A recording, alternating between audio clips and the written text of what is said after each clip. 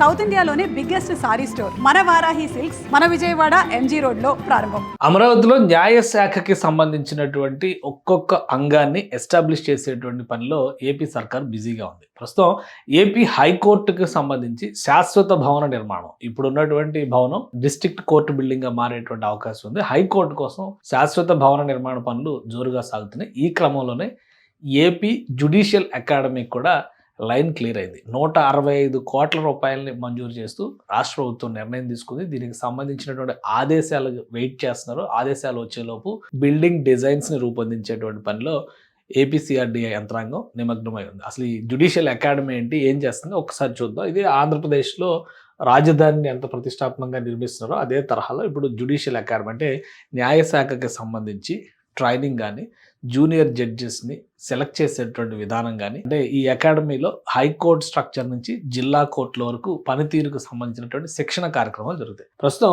ఈ అకాడమీ ఒక టెంపరీ బిల్డింగ్లో నడుస్తుంది. ఇది గతంలో justice DY Chandrachud supreme court chief జస్టిస్గా ఉన్న సమయంలో దీన్ని ప్రారంభించారు. ఆంధ్రప్రదేశ్ న్యాయ అధికారుల శిక్షణా కేంద్రం జ్యుడిషియల్ అకాడమీ.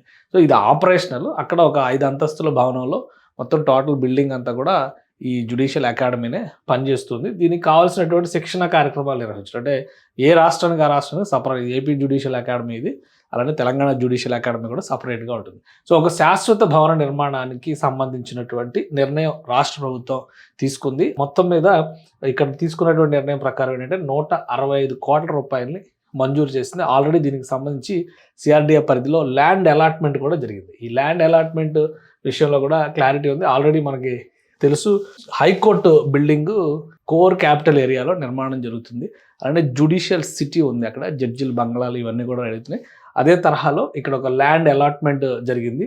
దానికి ఎప్పటి నుంచి అప్రూవల్ ఉంది. ఇప్పుడు ఫైనల్గా గవర్నర్ బిల్డింగ్, జ్యుడిషియల్ అకాడమీకి సంబంధించినటువంటి భవనం, వీటన్నిటికి కూడా లైన్ క్లియరెన్స్ ఇచ్చింది రాష్ట్ర ప్రభుత్వం. గవర్నర్ రెసిడెన్స్కి ఆల్రెడీ ఆర్ఎఫ్పీ రిలీజ్ చేశారు.